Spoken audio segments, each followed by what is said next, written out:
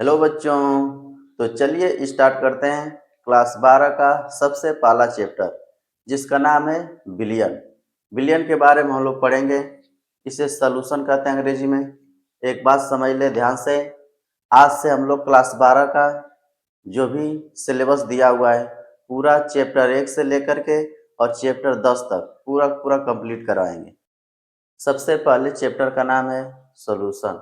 देख लेते हैं क्लास 12।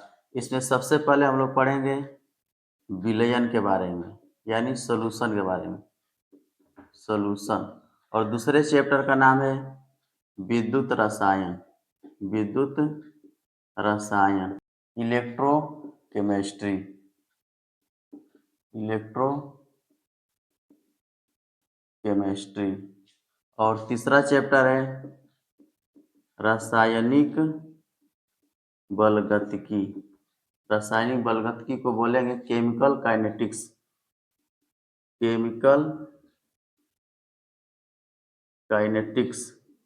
इसके बाद से चौथा चैप्टर है डी और एफ ब्लॉक के तत्व, डी और एफ ब्लॉक के तत्व। पांचवा चैप्टर है उपसंयोजक यौगिक, इसको बोलेंगे कोऑर्डिनेशन कंपाउंड, कोऑर्डिनेशन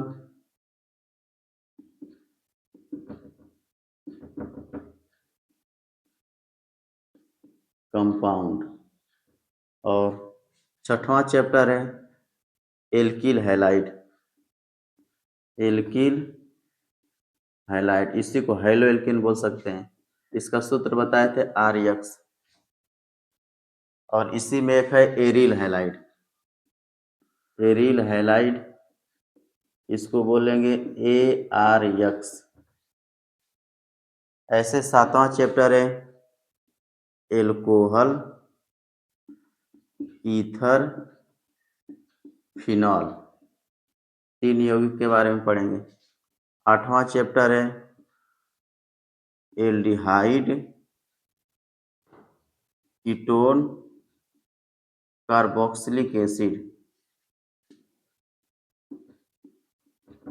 और 10वां चैप्टर है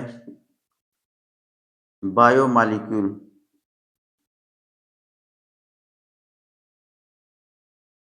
इसको जैव अणु कहते हैं, जैव अणु। तो इस प्रकार से टोटल 10 चैप्टर दिया हुआ है। क्लास 12 में टोटल 10 चैप्टर दिया है। सबसे पहला चैप्टर है सॉल्यूशन विलयन, दूसरा है विद्युत रसायन, रासायनिक बलगतिकी, डी और एफ ब्लॉक के तत्व, उप संयोजक यौगिक, एल्किल हैलाइड, इसी को हेलो एल्केन, एरिल हैलाइड को हेलो एरिन्स बोलते हैं, alcohol ether phenol, aldehyde ketone carboxylic acid और बायोमॉलिक्यूल यानी जैव अणु। इतना दिया हुआ है। तो एक एक करके बात करेंगे।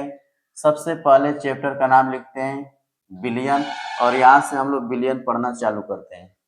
तो चलिए आगे बिलियन के बारे में बात करते हैं। इसको नोट कर सकते हैं।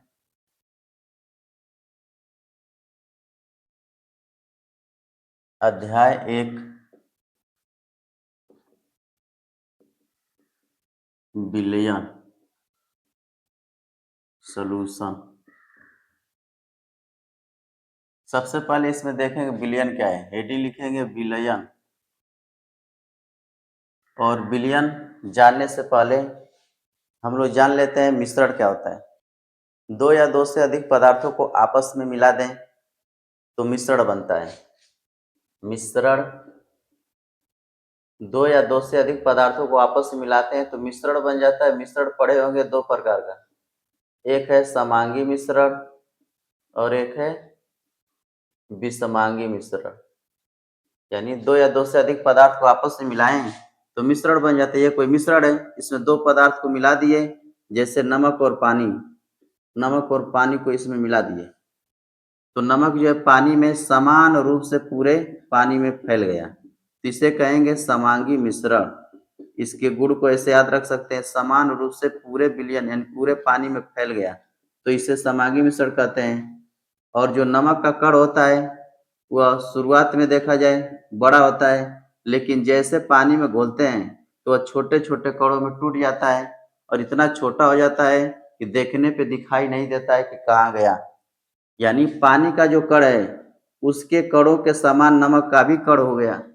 यानी दोनों का कण लगभग से एक समान हो जाते हैं। जब एक समान हो जाते हैं तो देखने में पता नहीं चलता है कि नमक कहाँ गया।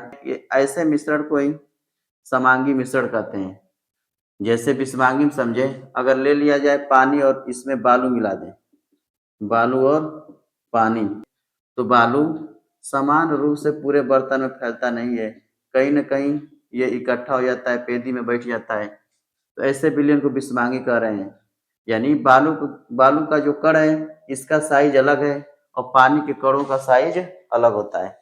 अगर साइज अलग है तो समान रूप से दिखाई नहीं देगा। और नमक का कण और पानी का कण दोनों का जो कण है एक समान हो गया, लगभग से एक समान, तो ये देखने में दिखाई नहीं दे रहा है कि नमक का कण कौन सा है, पानी का कण कौन सा है। जैसे में हवा, वायु, हवा में बहुत सारी गैसें होती हैं, जैसे नाइट्रोजन गैस है, CO2 गैस है, ऑक्सीजन गैस है। ये गैसें समान रूप से एक दूसरे में मिली हुई हैं, मतलब पता ही नहीं चलता है कौन सी गैसें हैं। तो इनके कणों का साइज लगभग से बराबर होता है, इसीलिए आपस में समान रूप से मिल जाती हैं। ऐसे मिश्रण को ही कहते हैं समांगी मिश्रण। यानी नमक का कण बड़ा सा दिखाई दे रहा था शुरू में, लेकिन जैसे पानी में घोले नमक का कण इतना छोटा हो गया कि पानी के कणों के समान हो गया और समान रूप से पूरे विलयन में फैल गया, मतलब समान रूप से पूरे बर्तन में फैल गया। ऐसे मिश्रण को ही कहते हैं समांगी मिश्रण। अगर समान रूप से नहीं फैल रहा है तो उसे कहते हैं विषमांगी मिश्रण। समांगी मिश्रण को अलग करना चाहे अलग नहीं होगा, नग्न आंखों से देखना चाहे तो दिखाई नहीं देगा, लेकिन विषमांगी मिश्रण को अगर छोड़ दिया जाए कुछ देर के लिए तो धीरे धीरे पेदी में बैठ जाता है। अगर इसको अलग करना चाहें तो छान के अलग भी किया जा सकता है। समांगी मिश्रण को अलग नहीं कर पाएंगे, विषमांगी मिश्रण को अलग किया जा सकता है। तो समांगी मिश्रण का एक अलग से नाम रख दिया गया है विलयन। समांगी मिश्रण को ही विलयन कहते हैं। यानी विलयन जो होता है दो या दो से अधिक पदार्थों का मिश्रण होता है, लेकिन समान रूप से फैला हुआ होता है, इसीलिए उसको विलयन बोल देते हैं। तो विलयन का परिभाषा लिखेंगे।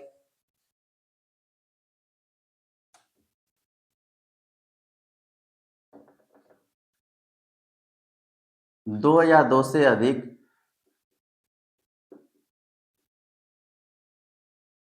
पदार्थों के समांगी मिश्रण को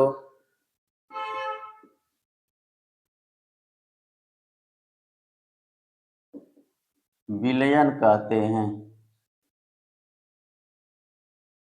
जैसे हम लिखेंगे उदाहरण में, जैसे नमक प्लस पानी, नमक और पानी को मिला दिए तो मिश्रण बन गया।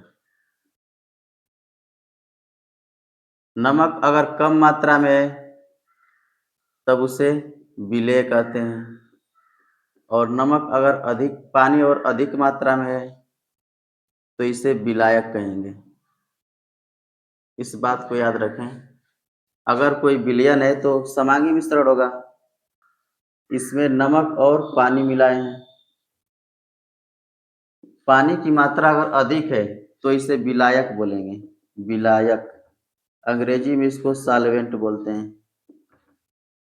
नमक अगर कम लिए हैं तो इसे विलेय बोलेंगे, अंग्रेजी में इसे सैल्यूट कहते हैं। जब दोनों को आपस में मिला दिए तो बन गया विलयन, विलयन को सॉल्यूशन कहते हैं। यानी जो अधिक मात्रा में नाम बड़ा दिखाई दे रहा है विलायक, जिसका नाम बड़ा है वह ज्यादा मात्रा में होगा, जिसका नाम छोटा है विलेय वो कम मात्रा में होगा। अगर इसका उल्टा कर दें, यहाँ पे पानी को थोड़ा सा ले लें और नमक ज्यादा ले लें तो पानी विलेय हो जाएगा और नमक विलायक हो जाएगा। विलेय और विलायक यानी विलयन जो होता है विलेय और विलायक के मिलने से बना हुआ है। इसमें दो घटक दिखाई दे रहे हैं। ऐसे विलयन को द्विअंगी विलयन भी बोल सकते हैं। ऐसा विलयन जिसमें दो घटक दिखाई दे रहे हैं, दो अंग दिखाई दे रहे हैं, ऐसे विलयन को द्विअंगी विलयन भी बोलते हैं। अगर इसमें इसमें अगर चीनी भी मिला दें तो इसमें 3 घटक हो गया, तो ऐसे घटक को त्रिअंगी विलयन भी बोल सकते हैं। तो ऐसे एग्जाम्पल लिख रहे हैं, नमक और पानी मिलाने से मिश्रण बन गया, तो कम मात्रा में तो विलेय बोलेंगे, अधिक मात्रा में विलायक बोलेंगे। और मिलाने के बाद से जो मिश्रण प्राप्त हुआ उस मिश्रण को विलयन बोला जाता है, यानी समांगी मिश्रण को ही विलयन कहते हैं। ये नाम लिख सकते हैं, इसको बोलेंगे सॉल्यूट, इसको सॉल्वेंट और विलयन को सॉल्यूशन। एग्जाम्पल में लिख सकते हैं। इसके बाद से हम लोग देखते हैं विलयन कितने प्रकार के होते हैं। विलयन के कई प्रकार हैं। अवयवों की मात्रा के आधार पर देखें तो विलयन 5 प्रकार के होते हैं। हेडिंग लिखते हैं विलयन के प्रकार। विलयनों के प्रकार, और इस प्रकार में अवयवों की मात्रा के आधार पर देखते हैं। अवयवों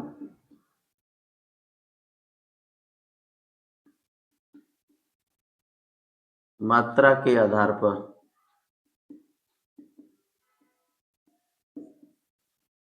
5 प्रकार के विलयन होते हैं।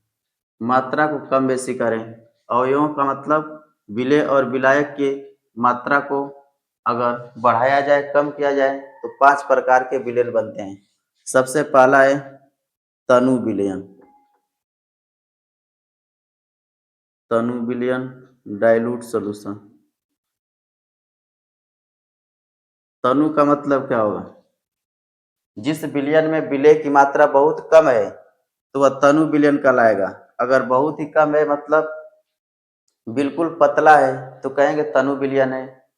और जब विलेय की मात्रा बढ़ा दिया जाए तो सांद्र हो जाता है, उसे कहेंगे सांद्र विलयन। गाढ़ा हो जाता है तो उसे सांद्र विलयन बोलेंगे। जैसे तनु विलयन में बोलेंगे विलेय की मात्रा अगर कम हो तो ऐसे विलयन को कहते हैं तनु विलयन। और दूसरा लिखेंगे सांद्र विलयन। सांद्र विलयन, इसको बोलेंगे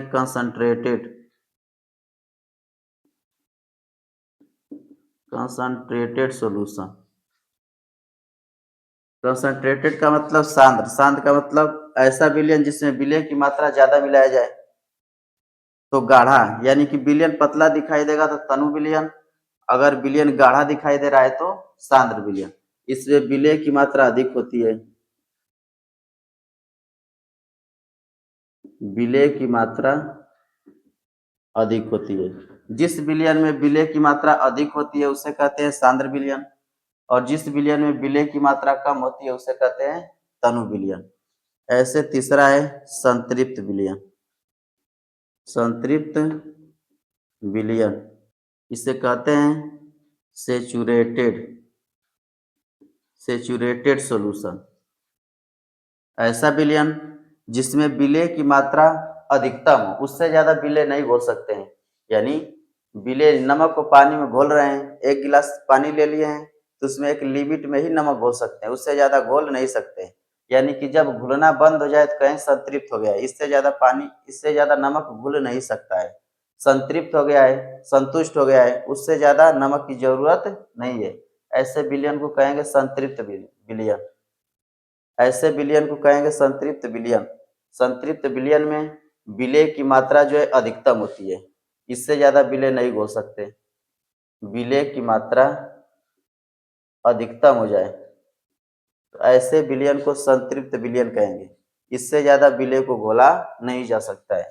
और चौथा हो जाएगा असंतृप्त विलयन। असंतृप्त विलयन, इसे कहते हैं अनसेचुरेटेड सॉल्यूशन। ऐसा विलयन जो भी संतृप्त न हुआ हो, जिसमें विलेय को घोले, नमक को घोले और घुलता जाए, ऐसे विलयन को असंतृप्त बोलेंगे। जिसमें विलेय की मात्रा, ऐसा विलयन जिसमें विलेय की मात्रा अधिकतम से कुछ कम हो, अधिकतम से कुछ कम हो, कम रहेगा तभी घुलेगा।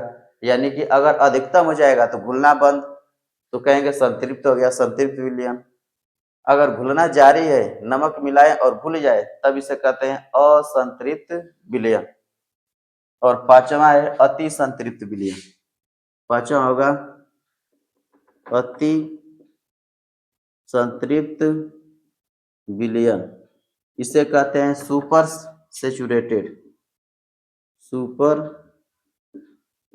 Saturated solution, super saturated solution. ऐसा विलयन जिसमें संतृप्त से भी ज्यादा मिला दिया जाए, अति का मतलब अत्यधिक मिला दिया जाए। जैसे एक गिलास पानी में नमक घोल रहे थे, नमक घुलना बंद हो गया, लेकिन कुछ विशेष परिस्थितियों में नमक की मात्रा को थोड़ा ज्यादा घोल दिया जाए।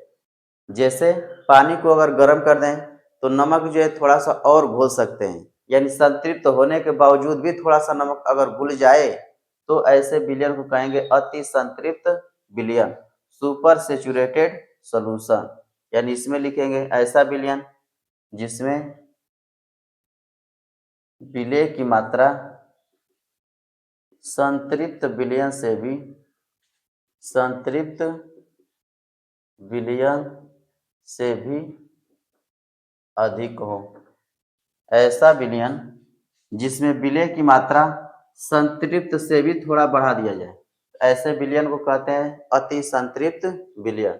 यानी हम लोग पढ़ें विलयन किसे कहते हैं, दो या दो से अधिक पदार्थों के समांगी मिश्रण को विलयन कहते हैं।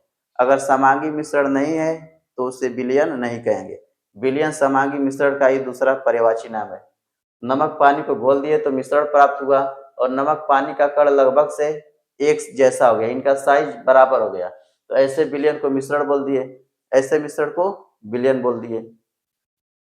और विलयन के प्रकार में देखें, अवयवों की मात्रा को अगर कम और ज्यादा किया जाए तो 5 प्रकार के विलयन बनते हैं। विलय की मात्रा कम है तो तनु विलयन, विलय की मात्रा जब ज्यादा हो जाएगा तो कहेंगे सांद्र विलयन। यानी जो पतला है तनु विलयन, जो गाढ़ा है सांद्र विलयन। संतृप्त का मतलब विलय की मात्रा घुलनी बंद हो जाए, जिसमें और अधिक विलय न घोल सके, ऐसे विलयन को संतृप्त विलयन। असंतृप्त विलयन उसे कहते हैं जिसमें विलय की मात्रा घोले घुल जाए, यानी संतृप्त न हुआ हो, ऐसे विलयन को असंतृप्त विलयन कहते हैं। अति संतृप्त विलयन में विलय की मात्रा संतृप्त होने के बावजूद भी बढ़ा दिया जाता है, तो ऐसे विलयन को कहते हैं अति संतृप्त विलयन। इसको नोट कर सकते हैं।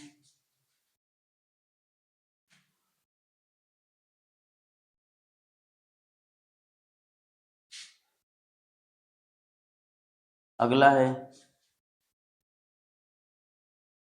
विलायक की भौतिक प्रवस्था के आधार पर, विलायक की भौतिक प्रवस्था के आधार पर। प्रवस्था और अवस्था एक ही बात है। विलायक की भौतिक अवस्था के आधार पर देखें तो 3 प्रकार के विलयन होते हैं। कितने प्रकार के? 3 प्रकार के विलयन। जैसे हम विलायक की बात करते हैं, जो अधिक मात्रा में वो विलायक है। विलायक अगर ले लिया जाए ठोस तो कहेंगे ठोस विलयन। ठोस विलयन का मतलब ये हुआ जिसमें विलायक ठोस हो, जिसमें विलायक ठोस हो, लेकिन जो विलेय मिलाए हैं, विलेय, विलेय ठोस भी हो सकता है, द्रव भी हो सकता है और गैस भी हो सकता है। विलायक ठोस हो ऐसा विलयन जिसमें विलायक ठोस हो लेकिन विलेय ठोस या द्रव या गैस तीनों में से कोई एक हो, ऐसे विलयन को कहते हैं ठोस विलयन। और दूसरा हो जाएगा द्रव विलयन। द्रव विलयन का मतलब ऐसा विलयन जिसमें विलायक द्रव हो लेकिन विलेय ठोस भी हो सकता है, विलेय ठोस भी हो सकता है, द्रव भी हो सकता है और गैस भी हो सकता है।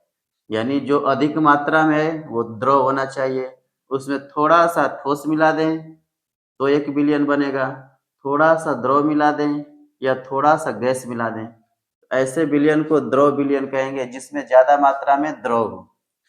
तीसरा हो जाएगा गैसीय विलयन। गैसीय विलयन, गैसीय विलयन में क्या होगा, जिसमें विलायक गैस हो, ऐसा विलयन जिसमें विलायक गैस हो लेकिन विलेय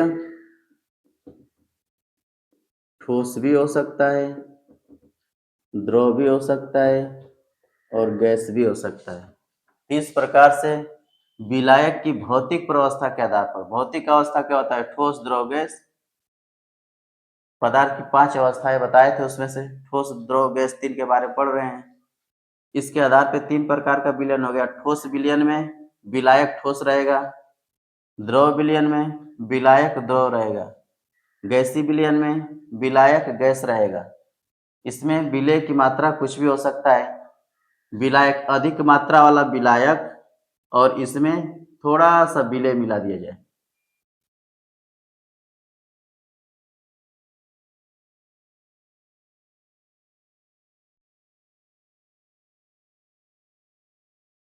अगला है अवयवों की भौतिक प्रवस्था के आधार पर।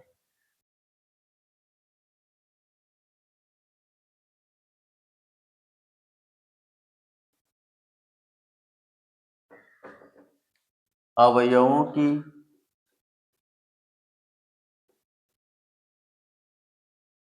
भौतिक प्रवस्था के आधार पर 9 प्रकार के विलयन, यानी अवयव किसे कह रहे हैं, ऐसा विलयन जिसमें 2 घटक मिले हुए हों, विलेय विलायक, उसी को अवयव कह रहे हैं। विलेय और विलायक, अगर विलेय ठोस ले लेते हैं और ठोस को विलायक यानी विलायक भी ठोस ले लेते हैं, यानी ठोस को ठोस में घोलते हैं तब भी 1 विलयन बनेगा। अगर ठोस को द्रव में घोल देते हैं तब भी 1 विलयन बनेगा। ठोस को अगर गैस में घोल देते हैं तब 1 विलयन बनेगा। यानी जो कम मात्रा में है वह ठोस है, अधिक मात्रा वाला ठोस भी हो सकता है, द्रव भी, गैस भी। इस प्रकार से 3 प्रकार के विलयन बने। लेकिन अगर विलेय गैस ले लिया जाए या द्रव ले लिया जाए, अगर विलेय द्रव ले लेते हैं तो विलायक ठोस भी लिया जा सकता है, यानी कि द्रव को ठोस में घोलेंगे तब 1 विलयन बनेगा, द्रव को द्रव में घोलेंगे तब 1 विलयन बनेगा, अगर द्रव को गैस में घोल देते हैं तब भी 1 विलयन बनेगा।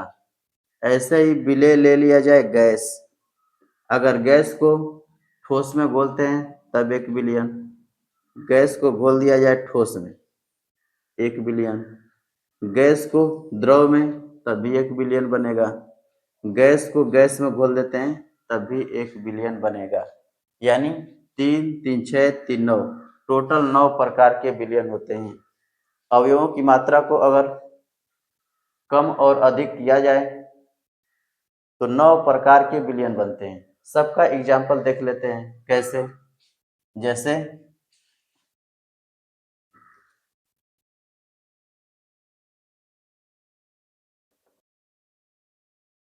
जैसे लिखते हैं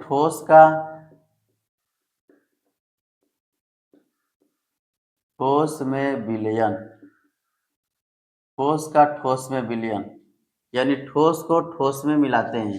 जैसे कॉपर में जिंक मिला देते हैं तो पीतल बनता है, यह 1 विलयन बन गया।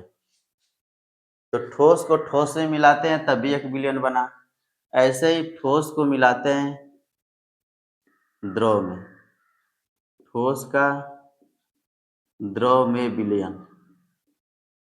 अगर ठोस को द्रव में मिला देते हैं, ध्यान रखेंगे ये वाला विलेय है और ये विलायक है, इसको इसमें मिलाना है, ठोस को द्रव मिलाना है। जैसे लिख सकते हैं पानी में नमक, पानी में नमक मिला दें तो पानी द्रव है और नमक ठोस है, इसका एग्जाम्पल हो गया पानी में नमक। ऐसे ठोस का गैस में विलयन, ठोस का गैस में विलयन, यानी गैस में ठोस को मिलाना है, ज्यादा मात्रा में गैस हो उसमें ठोस। इसका एग्जाम्पल लिख सकते हैं धुआं। ज्यादा मात्रा में गैस है और धुआं में कार्बन के कण होते हैं जो ठोस होते हैं, यानी ज्यादा मात्रा में गैस और थोड़ा सा उसमें कार्बन के कण हैं, यानी ठोस मिले हुए हैं, तो इसका एग्जाम्पल लिख सकते हैं धुआं। यानी हम लोग देखें ठोस को द्रव में मिलाए, हम लोग देखें ठोस को ठोस में मिलाए, द्रव में मिलाए, गैस में मिलाए। ठीक है, यहाँ पे विलय ठोस लिए थे। अब ऐसे एग्जाम्पल लेते हैं द्रव का ठोस में विलयन। द्रव को अगर ठोस से मिला देते हैं, यानी ज्यादा मात्रा में ठोस होना चाहिए, थोड़ा सा द्रव मिला देते हैं, इसका एग्जाम्पल ले सकते हैं जैली। क्या लिख सकते हैं? जैली। ज्यादा मात्रा में कोई पदार्थ है उसमें थोड़ा सा द्रव मिला देते हैं तो जैली बनता है। एक और एग्जाम्पल लिख सकते हैं सोने में पारा। सोने में पारा, पारा मतलब मरकरी। अगर सोने धातु में पारा को मिलाते हैं तो पारा जो है उसको घुल लेता है, यानी कि घुल जाता है, एक विलयन बन जाता है। सोने में पारा को मिलाएंगे, मरकरी को मिलाएंगे, तब भी एक विलयन बनेगा, जिसे कहेंगे ठोस में द्रव का मिश्रण। अगला लिखते हैं द्रव को अगर घोल दिया जाए द्रव में, तो इसका एग्जाम्पल हो जाएगा एल्कोहल, यानी शराब और पानी को आपस में मिला दिया जाए, एल्कोहल में पानी, या पानी में एल्कोहल लिख सकते हैं, या एल्कोहल में पानी। ज्यादा मात्रा में एल्कोहल है, इसमें थोड़ा सा पानी मिला दिए, हो गया द्रव द्रव का विलयन। ऐसे लिख सकते हैं द्रव का गैस में विलयन। द्रव का गैस में, यानी जैसे ज्यादा मात्रा में गैस है उसमें थोड़ा सा द्रव होना चाहिए, जैसे कुहासा देखे होंगे, कुहारा। सर्दी के दिनों में देखे होंगे हवा में थोड़ा सा द्रव घुला हुआ है, यानी कह सकते हैं वायु में नमी। वायु में अगर नमी है तो ज्यादा मात्रा में वायु है, उसमें थोड़ा सा पानी है, थोड़ा सा द्रव है। एग्जाम्पल हो गया वायु में नमी। तो द्रव को हम ठोस में घोले तब एक विलयन बना, द्रव को द्रव में घोले तब भी एक विलयन बना, द्रव को गैस में घोलेंगे तब भी एक विलयन बनेगा। अगला देखते हैं गैस। गैस को घोलते हैं गैस में, तो इसका एग्जाम्पल हो जाएगा वायु। वायु, हवा। गैस को गैस में मिला दिए, ज्यादा मात्रा में गैस है इसमें थोड़ा सा गैस मिला देते हैं, तब भी एक विलयन बनता है। ऐसे ही गैस को मिला देते हैं ठोस में, गैस को ठोस में मिला देते हैं, इसका एग्जाम्पल क्या हुआ? इसका एग्जाम्पल है पैलेडियम में हाइड्रोजन अगर गैस मिलाते हैं, यह पैलेडियम धातु, इसमें हाइड्रोजन गैस को मिलाते हैं तो घुल जाता है, यानी ज्यादा मात्रा में ठोस है पैलेडियम, उसमें थोड़ा सा गैस मिला देते हैं तो उसमें घुल जाता है। और अगला एग्जाम्पल है गैस में घोल दिया जाए द्रव। ठोस, द्रव, गैस, तीन हो गया। गैस में द्रव को घोल देते हैं,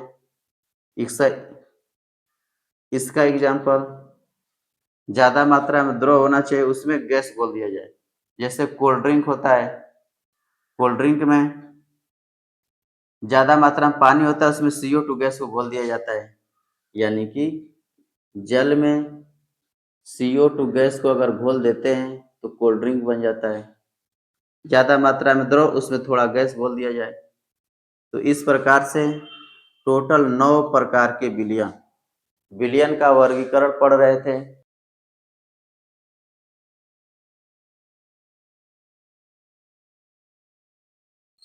इसके वर्गीकरण में शुरुआत में पढ़े थे अवयवों की संख्या के आधार पे या मात्रा के आधार पे 5 प्रकार के विलयन, तनु विलयन, सांद्र विलयन, संतृप्त विलयन, असंतृप्त विलयन और अति संतृप्त विलयन।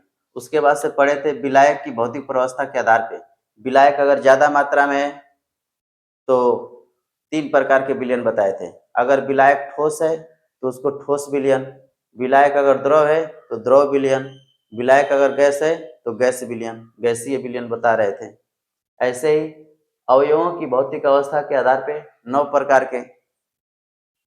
ठोस का ठोस में विलयन, ठोस का द्रव में विलयन, ठोस का गैस में विलयन। ऐसे द्रव को ठोस में घोल दिए, द्रव का ठोस में विलयन, द्रव का द्रव में विलयन, द्रव का गैस में विलयन। ऐसे ही गैस का गैस में विलयन, गैस का ठोस में विलयन, गैस का द्रव में विलयन। टोटल 9 प्रकार के। यानी हम लोग पढ़े हैं विलयनों का वर्गीकरण। वर्गीकरण में क्या क्या बताए हैं फिर सुने। विलयन में बताए थे अवयवों की मात्रा के आधार पर तनु विलयन, सांद्र विलयन, संतृप्त विलयन, असंतृप्त विलयन और अति संतृप्त विलयन। 5 प्रकार के विलयन पीछे पड़े। इसके बाद से अगला बताए थे विलायक की भौतिक अवस्था के आधार पर, भौतिक अवस्था के आधार पर 3 प्रकार का विलयन बताए थे। गैस विलयन,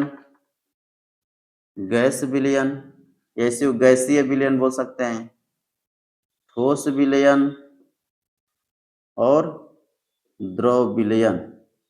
मतलब जो विलायक है ज्यादा मात्रा में गैस है और विलेय ठोस द्रव गैस कुछ भी हो सकता है तो उसे गैसीय विलयन कहेंगे। विलायक अगर ठोस है तो उस विलयन को ठोस विलयन कहेंगे। विलायक अगर द्रव है तो उस विलयन को द्रव विलयन कहेंगे।